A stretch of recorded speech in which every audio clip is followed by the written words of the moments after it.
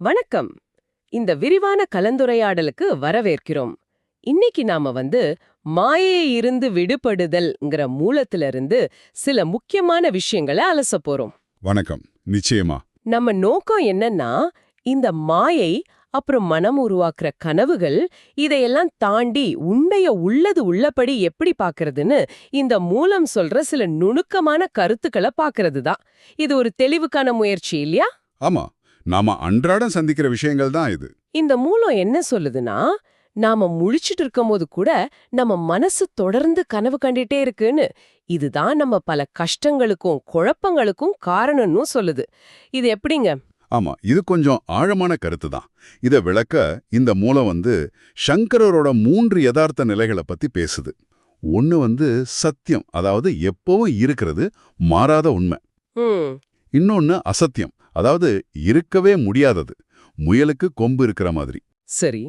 3வது நிலை தான் மாயை. இது இருக்கிற மாதிரி தோணும், ஆனா உண்மையில நிரந்தரமா இருக்கிறது இல்ல.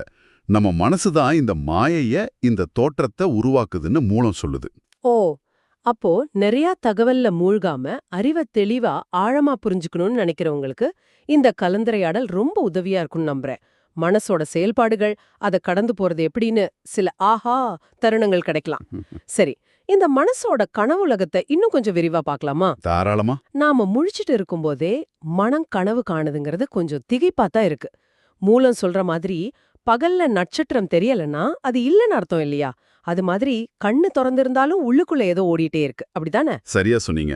இதுதான் அந்த சங்கரரோட 3 நிலைகளோட நல்லா பொருந்துது. சத்தியம்ங்கிறது நிரந்தரம், அசத்தியம்ங்கிறது சுத்த கற்பனை, மாயை இது ரெண்டுக்கும் நடுவுல வருது. ஒரு தற்காலிக தோற்றம். இப்போ நாம பாக்குற கனவு மாதிரி. கனவு காணும்போது அது நிஜ மாதிரி தானே இருக்கு. ஆமா, அதுல பயம், சந்தோஷம் எல்லாமே இருக்கு. ஆனா முழிச்சதும் ஓ அது சும்மா கனவுன்னு புரியுதுல்ல.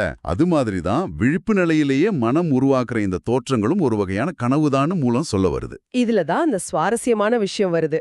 மூலம் என்ன சொல்லுதுன்னா, நம்மள சுத்தி இருக்கிற இந்த வெளி உலகம், வீடு, சொத்து, உறவுகள், மனைவி, குழந்தைங்க இதெல்லாம் மாயை இல்லையா? ஆமா. ஆனா இத பத்தி நம்ம மனசு உருவாக்குற பொருள் விளக்கம் தான் மாய.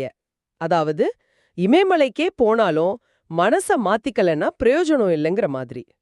இது ரொம்ப நடைமுறைக்கு ஏற்ற மாதிரி இருக்குதே. நிச்சயமா. இத உறவுகள்ல ரொம்ப தெளிவா பார்க்கலாம். மூளை சொல்ற மாதிரி 2 பேர் காதல்ல விழும்போது அங்க உண்மையில 2 பேர் இல்ல, 4 பேர் இருக்காங்க. 4 பேரா? எப்படிங்க? உண்மையான காதலன், உண்மையான காதலி, இவங்க 2 பேர். அது கூடவே காதலன் தன் மனசுல காதலிய பத்தி ஒரு பிம்பம், ஒரு கனவு வச்சிருக்கான். அதே மாதிரி காதலி காதலனை பத்தி ஒரு பிம்பம் வச்சிருக்கான். ஆரம்பத்துல இந்த கனவு பிம்பங்கள் தான் அவங்கள ஈர்க்குது. ஓ, அவங்க இப்படிப்பட்டவங்கன்னு நாமளே ஒரு கற்பனை பண்ணிக்கிறது. ஆமா, அவர் இப்படி அவள் அப்படின்னு நம்ம கற்பனைகளையே நம்ம காதலிக்க ஆரம்பிக்கிறோம். இது உண்மையா இருக்கலாம். நிறைய உறவுகள் ஆரம்பத்துல நல்லா இருந்து அப்புறம் சிக்கலாகிறது இதனால தானோ? பெரும்பாலும் அப்படித்தான். ஏன்னா அந்த கனவு பிம்பங்கள் மாயை தானே. அது ரொம்ப நாள் நிக்காது. நிஜம் வெளிப்பட ஆரம்பிக்கும் போது அந்த பிம்பங்கள் உடைய ஆரம்பிக்கும். அப்பதான் பிரச்சனை வருது. ஆமா, அப்பதான் துன்பம். நான் நினைச்ச மாதிரி இல்லையே, அவங்க மாறிட்டாங்கன்னு நினைக்கிறோம். உண்மையில யாரும் மாறல, நம்ம கனவு தான் கலைஞ்சிருக்கு. இதுதான் உறவுகள்ல நம்ம பாக்குற மாய. இங்க ஒரு நல்ல உவமை வருது பாருங்க.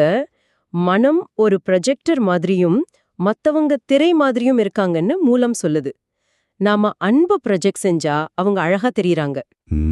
அதே ஆள் மேல நம்ம வெறுப்பு ப்ரொஜெக்ட் செஞ்சா அவங்களே அசிங்கமா தெரியறாங்க. எல்லாம் நம்ம ப்ரொஜெக்ஷன்ல தான் இருக்கு. இது கேக்குறதுக்கு சிம்பிளா இருந்தாலும் தாக்கம் ரொம்ப பெருசு இல்லையா? ரொம்ப பெருசு, மிக ஆழமானது. இதுக்கு மூலம் முல்லா நஸ்ருதீன் கதை ஒன்று சொல்லுது. நாம தியேட்டர்ல படம் பார்க்கும்போது நம்ம கவனம் முழுக்க ஸ்கிரீன்ல தெரியற படத்துல தான் இருக்கு. ஆமா. பின்னாடி இருந்து அந்த படத்தை ஓட்டுற ப்ரொஜெக்டரை நம்ம கவனிக்கிறதே இல்ல. அது மாதிரிதான் நாம மத்தவங்கள பார்க்கும்போது அவங்க மேல நம்மளோட விருப்பு வெறுப்பு, எதிர்பார்ப்பு, கருத்துக்கள்னு எல்லாத்தையும் ப்ரொஜெக்ட் பண்றோம். நம்ம பார்க்கறது அவங்களோட உண்மையான இயல்பை இல்ல, நம்ம மனசோட ப்ரொஜெக்ஷனை தான். ஓஹோ, அந்த ப்ரொஜெக்ஷன்ல தான் அவங்கள நல்லவங்க, கெட்டவங்க, அழகா, அசிங்கமானு காட்டுது. அதேதான். அப்போ இந்த ப்ரொஜெக்ஷனுக்கு, இந்த விருப்பு வெறுப்புக்கெல்லாம் மூலம் எது? ஏன் சிலத விரும்புறோம், சிலத வெறுக்கிறோம்? மூலம் சொல்லுது, இதுக்கு ஆணிவேர் நம்ம அகங்காரம், அதாவது ஈகோன்னு. எது நம்ம அகங்காரத்தை திருப்திப்படுத்துதோ, எது நம்மள பெருசா உணர வைக்குதோ அத விரும்புறோம். எது நம்ம அகங்காரத்தை சீண்டுதோ அத வெறுக்கிறோம். இது சரிதானே? முற்றிலும் சரி. அகங்காரம்ங்கிறது அந்த நான்கிற உணர்வு. அது எப்பவும் தன்னை மத்தவங்களோட ஒப்பிட்டுக்கிட்டே இருக்கும். இந்த ஒப்பீடு தான் விருப்பு வெறுப்புக்கு முக்கியமான காரணம். சரி சரி. மூலம் ஒரு உதாரணம் சொல்லுது பாருங்க. பக்கத்து வீட்டுக்காரர் ஒரு பெரிய கார் வாங்கினா நமக்கும் அவரோட பெரிய கார் வாங்கணும்னு தோணுது. இது உண்மையிலே அந்த காரோட வசதியை பத்தி இல்ல. கௌரவ பிரச்சனை. ஆமா, அது நம்ம கௌரவத்தை பத்தி, அகங்காரத்தை பத்தி. அகங்காரம் எப்பவுமே ஒரு மாதிரி தாழ்வு மனப்பான்மையில தான் இருக்கும். அதனால அதுக்கு முழு திருப்தியே கிடைக்காது. அந்த மாவீரன் அலெக்சாண்டர் கதை கூட இதைத்தானே சொல்லுது. அவ்ளோ பெரிய வீரனா இருந்தும் தன்னை விட உயரமானவங்கள பாக்கும்போது அவருக்கு வருத்தமா இருந்துச்சுன்னு மூலம் குறிப்பிடுதே. அதே விஷயம்தான். அகங்காரம் எவ்ளோ கிடைச்சாலும் இன்னும் வேணும்னு தேடிட்டே இருக்கும். அது திருப்தியே இல்லாத ஒரு நிலை. இந்த அகங்காரம் தான் நம்மள தொடர்ந்து இந்த மாய கனவுகளை பார்க்க வைக்குது, நம்மள கஷ்டத்துல தள்ளுது. இதுதான் பிரச்சனையின் மூலம். சரிங்க. இந்த மனசோட மாய விளையாட்டு, இந்த அகங்காரத்தோட பிடி, இதுல இருந்து விடுபட வழி இருக்கா? மூலம் என்ன சொல்லுது? பிரச்சனைய கண்டுபிடிக்கிறது ஒரு படினா தீர்வுதானே முக்கியம்? நிச்சயமா. மூலம் சில தெளிவான வழிகளை காட்டுது. முதல் ரொம்ப முக்கியமான வழி, மனசோட குறுக்கீடு இல்லாம, அதாவது நம்ம விருப்பு வெறுப்பு கருத்து வார்த்தை இது எதுவும் இல்லாம விஷயங்களை உள்ளது உள்ளபடி பார்க்கறது, சும்மா கவனிக்கிறது. அர்த்தம் கற்பிக்காம பாக்குறது. ஆமா, பொருள் விளக்கம் தராம பார்க்கறது. இது கேட்க நல்லா இருக்கு. ஆனா நடைமுறையில மனசு சும்மா இருக்குமா? உன்னை பார்த்ததும் இது பிடிக்கும் பிடிக்காது சரி தவறுன்னு உடனே முத்திர குத்திடுதே. இந்த மனசோட தடைய தாண்டி எப்படி உள்ளது உள்ளபடி பாக்குறது? இது பயிற்சி செய்ய வேண்டிய ஒண்ணு. மூளை என்ன சொல்லுதுன்னா, முதல்ல உணர்வு ரீதியா நாம அதிகமா சம்பந்தப்படாத நடுநிலையான பொருட்கள்லேருந்து ஆரம்பிக்கணும். உதாரணமா ஒரு பாறை, ஒரு பூ, ஒரு மரம், இல்ல வானத்துல போற மேகம், இதையெல்லாம் பார்க்கும்போது மனசு உடனே அழகான பூ, பெரிய மரம்னு சொல்ல வரும். அந்த நேரத்துல மனசுகிட்ட கொஞ்சம் அமைதியா இரு, நான் பார்க்கறேன்னு சொல்லிட்டு அந்த பொருளை எந்த வார்த்தை அடையாளமும் இல்லாம சும்மா கவனிக்க பழகணும். இது ஆரம்பத்துல கொஞ்சம் கஷ்டமா இருக்கலாம், ஆனா பழக பழக சாத்தியமாகும். இந்த பயிற்சிக்கு அப்புறம் இப்படி நடுநிலையான பொருள்கள்ல பழகின பிறகு மெதுவா உணர்வு பூர்வமான விஷயங்கள், உறவுகள் பக்கம் போகலாம். அங்கேயும் இதே பயிற்சியை தொடரலாம். மற்றவங்களோட செயல், வார்த்தை, நம்ம உணர்ச்சிகளை கூட எந்தவிதமான தீர்ப்பும் இல்லாம சும்மா கவனிக்க முயற்சி பண்ணணும். சரி. அந்த முல்லா நஸ்ருதீனோட விவாகரத்து கேஸ் கதைகள்லாம் அது நல்லா விளக்கும். மனைவி தினமும் ஆளை மாத்தி அலமாரியில ஒழிச்சு வைக்கிறத பத்தி கவலைப்படாம தன் துணிய வைக்க இடமில்லைன்னு சொன்னாரு. இது பொருள் விளக்கம். ஆமா ஆமா. இன்னொரு சமயம் மனைவியை திட்டிட்டு ஊற விட்டு ஓடும்போது தன்னை கோழைன்னு ஒத்துக்கிட்டது அது பார்வை சார்ந்தது. நாம எப்படி பாக்குறோங்கிறது தான் விஷயத்தையே மாத்துது. உள்ளத உள்ளபடி பாக்குறது ஒரு வழி. வேற என்ன வழிகளை மூலம் சொல்லுதே? அடுத்த முக்கியமான கருத்து, தப்பான எண்ணங்களையோ கெட்ட பழக்கங்களையோ விடணும்னு நினைச்சா அத படிப்படியா இல்ல உடனடியா விடணும்னு மூலம் வலியுறுத்துது. உடனடியாவா? இது கொஞ்சம் தீவிரமா கேக்குதே. நிறைய பேர் படிப்படியா குறைக்கிற, கொஞ்சம் கொஞ்சமா மாத்திக்கிறேன்னு தானே சொல்வாங்க. உடனடியா முடியுமா? மூலம் என்ன சொல்லுதுன்னா, படிப்படியா விடுறேங்கிறதே மனசோட ஒரு தந்திரம். ஓஹோ. அது அந்த பழக்கத்தை இல்ல எண்ணத்தை என்னைக்கும் விடாம இருக்கிறதுக்கான ஒரு வழி. ஏன்னா படிப்படியா விடுன்னு சொல்ற ஒவ்வொரு நிமிஷமும் நாம் அந்த பழக்கத்தை தொடர்ந்து செஞ்சுக்கிட்டே தான் இருக்கும். அது இன்னும் ஆழமா வேரூன்ற வைக்குது. அப்போ உண்மையான புரிதல் உண்மையான புரிதல் வந்துட்டா அந்த கைவிடுதல்ங்கிறது உடனடியா அந்த கணமே நடக்கும். அதுக்கு நேரம் தேவையில்லை. இதுக்கெல்லாவது உதாரணம் இருக்கா? இருக்கே. புத்தர்கிட்ட ஒருத்தர் பூக்கள் கொண்டு வந்தாராம். புத்தர் அவரை பார்த்து போடுன்னாராம். அவர் இடது கையில் இருந்த பூக்களை கீழே போட்டார். புத்தர் மறுபடியும் போடனார். அவர் வலது கையில் இருந்த பூக்களையும் போட்டார். புத்தர் 3வது தடவையா போடனார். அவர்கிட்ட பூ இல்ல.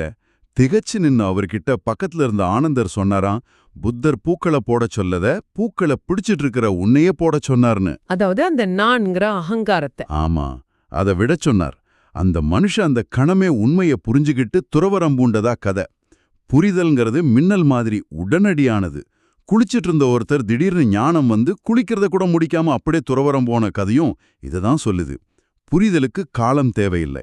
அப்போ உள்ளத உள்ளபடி பாக்குறது, உடனடியா கைவிடுறது, இதெல்லாம் எங்க இருந்து நடக்கும்? இதுக்கு ஆதாரம் என்ன?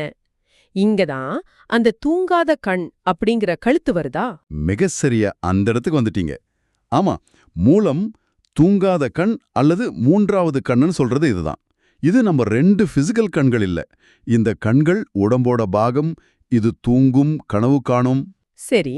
ஆனா நமக்குள்ள எப்பவும் தூங்காத, கனவு காணாத, எப்பவும் விழிச்சிருக்கிற ஒரு உள் உணர்வு நிலை இருக்கு.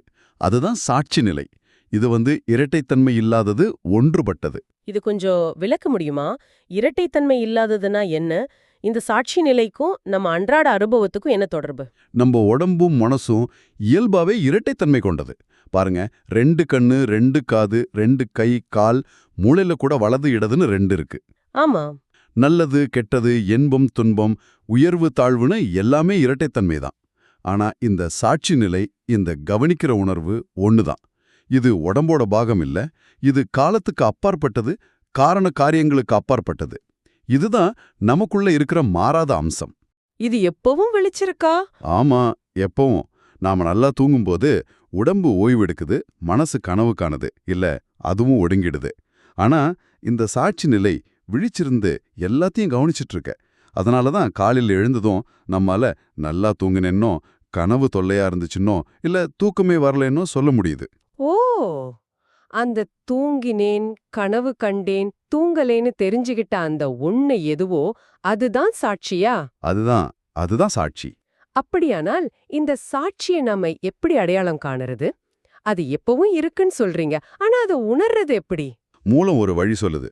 நாள் முழுக்க நமக்குள்ள ஓடிட்டு இருக்கிற எண்ணங்கள், உணர்வுகள், மனநிலைகளை கவனிக்கணும். கோபம் வருது, போகுது, சந்தோஷம் வருது, போகுது, சோகம், பயம், குழப்பம், இப்படி எல்லாம் மாறிட்டே இருக்கு. ஆமா. இந்த மாற்றங்களுக்கெல்லாம் பின்னாடியில இந்த மாற்றங்களை கவனிச்சிட்டு இருக்கிற ஒண்ணு இருக்கு இல்லையா?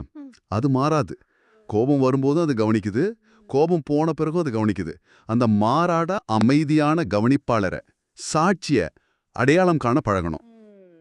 இது தியானம் பண்ற மாதிரிங்களா, இல்ல அன்றாட வேலை செய்யும் போதே கவனிக்கலாமா? இது ஒரு குறிப்பிட்ட நேரத்துல செய்யற தியான பயிற்சி மட்டும் இல்ல. இது ஒரு தொடர்ச்சியான விழிப்புணர்வு நிலை. அன்றாட வாழ்க்கையில நடக்கும்போது, பேசும்போது, வேலை செய்யும்போது கூட பின்னாடியில இந்த சாட்சிய உணர பழகலாம். சரி. அந்த சாட்சி நிலையிலிருந்து பார்க்கும்போது தான் ஒரு அற்புதமான உண்மை புரியும்னு மூலம் சொல்லுது.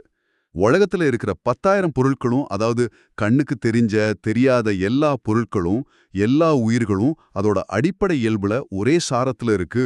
அதாவது எல்லாம் ஒண்ணுன்றீங்களா? ஆமா, மரம், பாறை, நட்சத்திரம், நீங்க, நான் எல்லாமே ஒரே பிரபஞ்ச பெருங்கடலோட வெவ்வேறு அலைகள் மாதிரி. வடிவங்கள் வேற வேறையா தெரியலாம், பேர் வேற வேறையா இருக்கலாம்.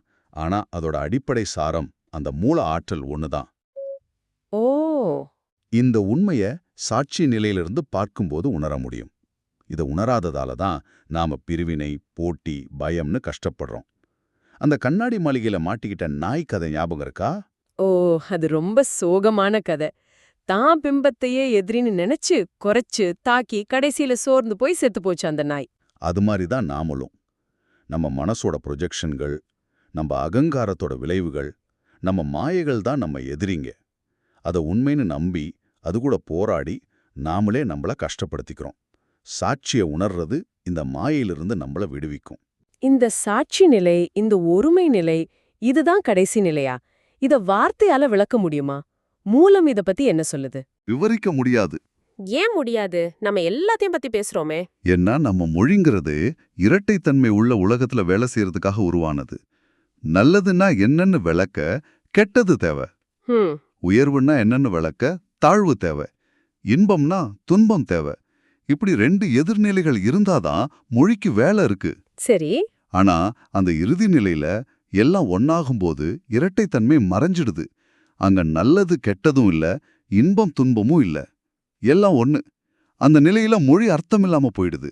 அதை அனுபவிக்கத்தான் முடியுமே தவிர விளக்க முடியாது. இது புரிஞ்சுக்க கொஞ்சம் கஷ்டமா தான் இருக்கு. ஆமா, மூலம் ஒரு கதை சொல்லுது. ஒரு குழந்தை அப்பா கிட்ட கிறிஸ்மஸ் பரிசா ஒரு தம்பி வேண்டும்னு கேக்குதான். சரி. அப்பா சொல்றாரு, இன்னும் 2 வாரம்தான் இருக்கு கிறிஸ்மஸ்க்கு, அதுக்குள்ள முடியாதுப்பா. உடனே குழந்தை சொல்லிச்சான், அப்ப இன்னும் நிறைய ஆளை வேலைக்கு வைங்கப்பா, வேகமா முடிச்சிடலான்னு. அந்த குழந்தைக்கு தெரிஞ்சது அவ்வளவுதான். ஆமா, ஆள அதிகப்படுத்தினா வேலை சீக்கிரம் முடியும்னு அதுக்கு தெரியும். அது மாதிரி நம்ம இப்போதைய மனசோட புரிதலுக்கு இந்த இறுதி ஒருமை நிலைய முழுசா விளக்க முடியாது. நாம அந்த நிலைக்கு ஆன்மீகமா வளரும்போது தான் அதை உண்மையா உணர முடியும். ஆஹா, இந்த விரிவான அலசலோட சாராம்சத்தை இப்படி சொல்லலாம். நம்ம மனசு தொடர்ந்து கலவுகளை, அதாவது மாயைகளை உருவாக்குது. நம்ம பொருள் விளக்கமும் அகங்காரமும் தான் இதுக்கு காரணம். இதுவே நம்ம துன்பங்களுக்கு அடிப்படை. ம், இதிலிருந்து விடுபட மனசோட குறுக்கீடும் விருப்பு வெறுப்பும் இல்லாம உள்ளது உள்ளபடி பார்க்க கத்துக்கணும். தப்பான புரிதல்களை உடனடியா கைவிடணும். எல்லாத்துக்கும் மேல நமக்குள்ள எப்பவும் விழிச்சிருக்கிற மாறாத அந்த சாட்சிய அடையாளம் கண்டு அந்த நிலையிலிருந்து வாழப் பழகணும். இது சரிதானே? மிக சரியா தொகுத்தீங்க. அந்த சாட்சி நிலையில நீக்கும்போது எல்லாம் ஒரே சாரந்தாங்கிற ஒருமை உணர்வு வரும். இந்த விருப்பு வெறுப்புகளுக்கும் அப்பாற்பட்ட காரண காரியங்களுக்கு அப்பாற்பட்ட நிலை அடையிறது தான் மாயையிலிருந்து உண்மையான விடுதலை. இந்த இறுதி நிலை வார்த்தைக்கும் ஒப்பீடுக்கும் அப்பாற்பட்ட ஒரு அனுபவம். ஆருமா, இந்த கருத்துக்கள் நிச்சயமா எல்லாரையும் யோசிக்க வைக்கும். இறுதியா உங்களுக்கான ஒரு சின்ன சிந்தனை தூண்டல். இப்போ இந்த கணத்துல உங்க மனசுக்குள்ள ஓடிட்டு இருக்கிற எண்ணங்கள், உணர்வுகள், உடம்புல ஏற்படுற உணர்ச்சிகள், இது எல்லாத்தையும் கொஞ்சம் கவனிங்க. ம். சும்மா கவனிச்சு பாருங்க. என்ன நடக்குது? இத நீங்களே ஆராய்ந்து பாருங்க. இது ஒரு தொடர் பயணமா இருக்கலாம். நிச்சயம்.